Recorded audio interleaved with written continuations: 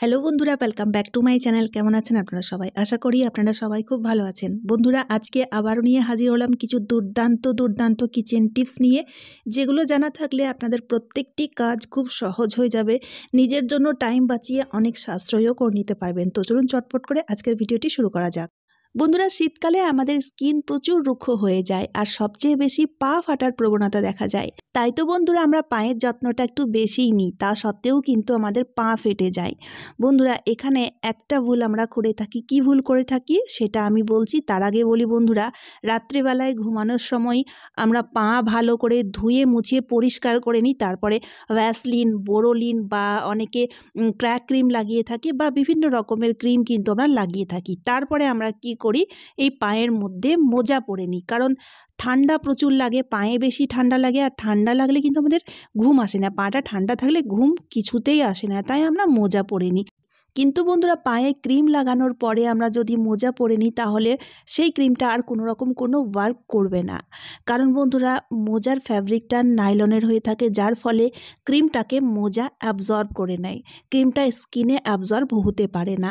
তো বন্ধুরা, এখানে আপনারা কি করবেন, নিয়ে নেবেন পলিথিন, আর পলিথিন দুটো পায়েই পলিথিন পরে নেবেন। পলিথিন পরে নেওয়ার পরে যদি আপনারা মোজা পরেন, তাহলে দেখবেন বন্ধুরা, ক্রিমটা ভালো মতো ওয়ার্কও করবে। আর এই শীতভর বিশ্বাস করুন বন্ধুরা, আপনারা দেখতেই পাচ্ছেন আমার পা ফাটেনি, আপনাদেরও ফাটবে না। আমি এই ট্রিকটি সবসময় প্রত্যেক শীতে অবলম্বন করি। আশা করছি ট্রিকটি কাজে দেবে। চলে এলাম পরবর্তী টিপস নিয়ে।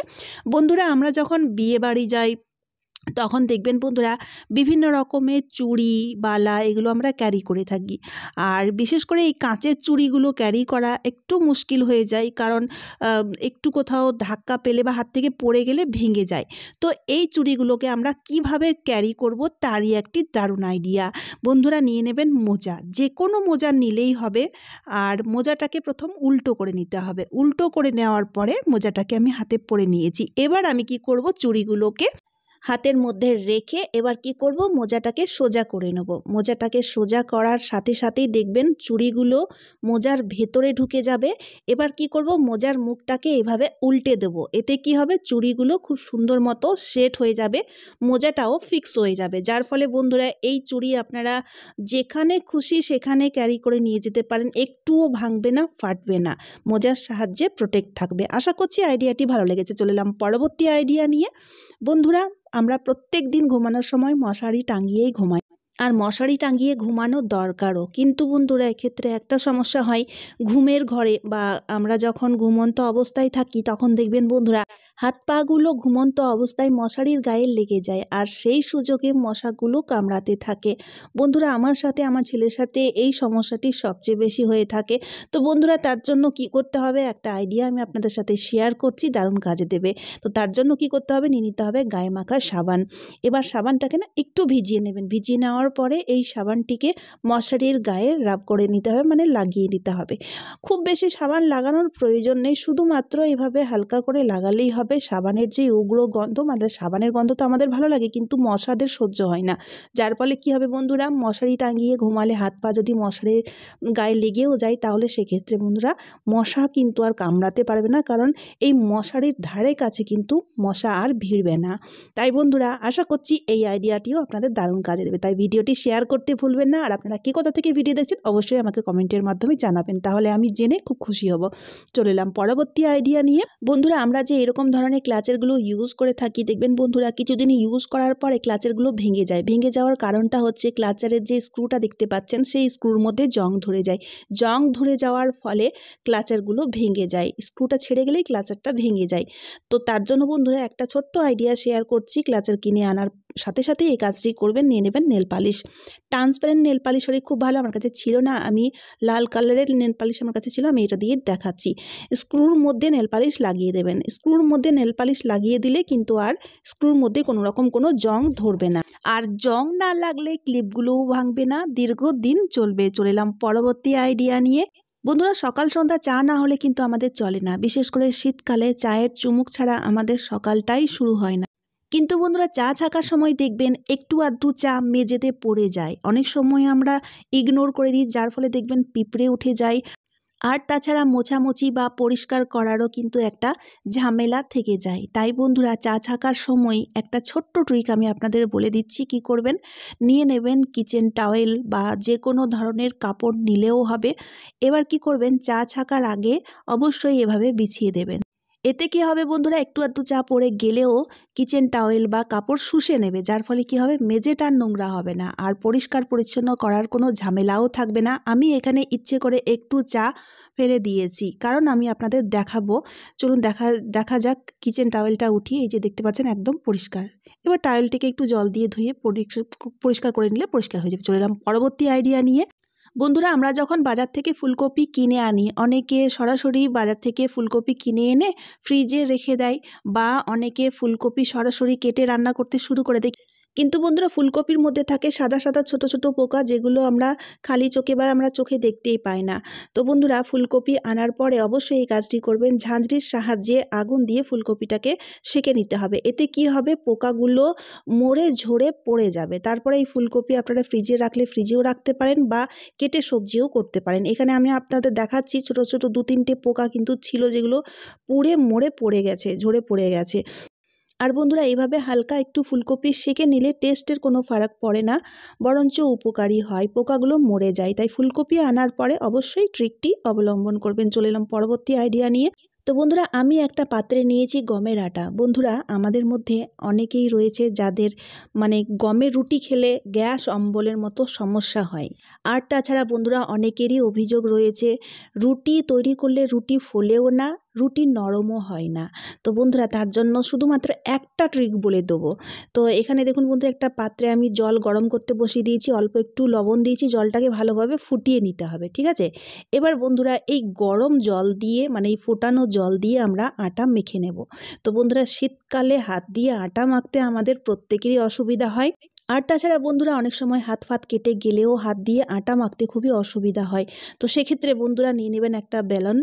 আর আমি এখানে একটা পাত্র নিয়েছি, পাত্রটা একটু খোঁটর টাইপের নেবেন, তাহলে আর হাত ছাড়াই বেলনের সাহায্যে আটাটা মাখতে সুবিধা হবে।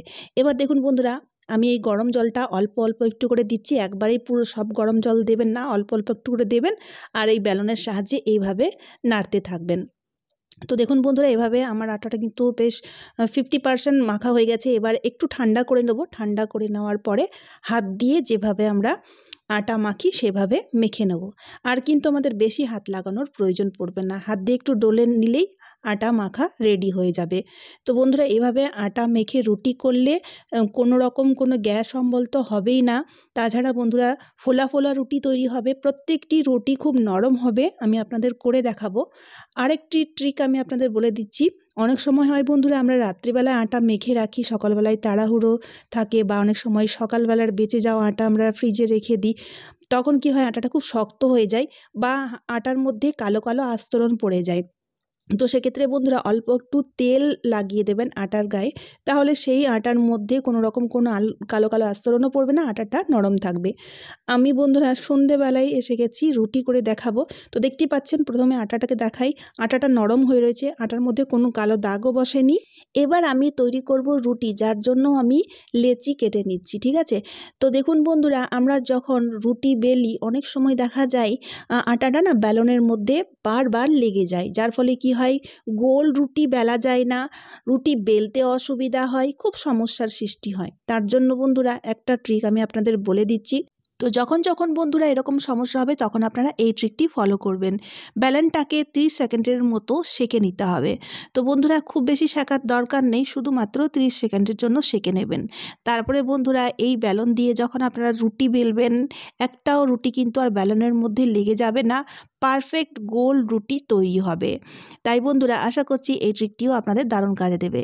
এবার বন্ধুরা, রুটি সেঁকবো, তার জন্য আমি চাটুতে রুটি দিয়ে দিলাম। এবার বন্ধুরা, আপনারা দেখবেন প্রত্যেকটি রুটি গোল ফুটবলের মতো ফুলে উঠবে, আর এই রুটি প্রচুর নরম হয়। আর সবচেয়ে বড় কথা হচ্ছে, এই রুটি খেলে গ্যাস অম্বলের মতো সমস্যা একেবারেই হবে না। তাই বন্ধুরা ভিডিওটি শেয়ার করতে ভুলবেন না, কারণ এরকম অনেকেই রয়েছে যাদের রুটি খেলে পরে গ্যাস অম্বলের মতো সমস্যা দেখা দেয়, তাদের জন্য খুব উপকার হবে। এবার দেখুন বন্ধুরা, আমরা যখন রুটি সেঁকি, সেঁকার পরে আমরা ক্যাসরোলের মধ্যে বা হটপটের মধ্যে রুটি রেখে থাকি যাতে দীর্ঘ সময় পর্যন্ত রুটি গরম থাকে, কিন্তু এক্ষেত্রে দেখবেন বন্ধুরা রুটিগুলো ভাপে ভিজে যায়, বিশেষ করে প্রথম রুটিটা একদম কাদা কাদা হয়ে যায় ভিজে। তো তার জন্য বন্ধুরা একটা আইডিয়া আমি শেয়ার করছি, দেখবেন খুবই কাজে দেবে। এখানে আমি নিয়েছি একটা ঝুড়ি, এরকম ছিদ্রওয়ালা ঝুড়ি নেবেন। এবার দেখুন বন্ধুরা, রুটি সেকার পরে আপনাদের কি করতে হবে, রুটিটাকে সরাসরি ক্যাসরোল বা হটপটের মধ্যে না রেখে এই যে ঝুড়িটা নিয়েছি এই ছিদ্রযুক্ত ঝুড়ির মধ্যে রাখতে হবে। এতে কি হবে, রুটির ভাপটা বেরিয়ে যাবে, আর রুটির ভাপটা বেরিয়ে যাওয়ার সাথে সাথেই আপনাদের কি করতে হবে, রুটিগুলোকে আবারও ক্যাসরোলের মধ্যে রেখে দেবেন। এতে বন্ধুরা রুটিটা কিন্তু গরম থাকবে, শুধুমাত্র রুটির ভাপ ছাড়ানোর জন্য ছিদ্রযুক্ত ঝুড়ির মধ্যে রুটিগুলোকে সেঁকে সেঁকে রাখবেন। তারপরে আবারও আপনাদের এইভাবে ক্যাসরোলের মধ্যে রুটিগুলোকে ভরে রাখবেন, দীর্ঘ সময় পর্যন্ত এই রুটি গরম থাকবে, একটাও রুটি ভিজবে না বা নষ্ট হবে না। বন্ধুরা এখানে আমি আপনাদের দেখাচ্ছি, দেখতে পাচ্ছেন রুটিগুলো কতটা নরম হয়েছে। তাই বন্ধুরা রুটি তৈরি করার আগে যতগুলো ট্রিক শেয়ার করলাম অবশ্যই আপনারা ট্রাই করবেন, তাহলে দেখবেন আর কোনো রকম কোনো সমস্যা হবে না। তো চলুন বন্ধুরা আজকের মতো এই পর্যন্ত। আশা করি ভিডিওটি ভালো লেগেছে। ভিডিওটি ভালো লাগলে লাইক শেয়ার কমেন্ট করতে একদমই ভুলবেন না, তারই সাথে চ্যানেলটিকে সাবস্ক্রাইব করে নেবেন। আর আপনারা কে কোথা থেকে ভিডিও দেখছেন অবশ্যই জানাবেন। তো চলুন বন্ধুরা আবারও দেখা হচ্ছে অন্য কোনো নতুন ভিডিওতে। আপনারা সবাই খুব ভালো আর সুস্থ থাকবেন। টাটা বন্ধুরা।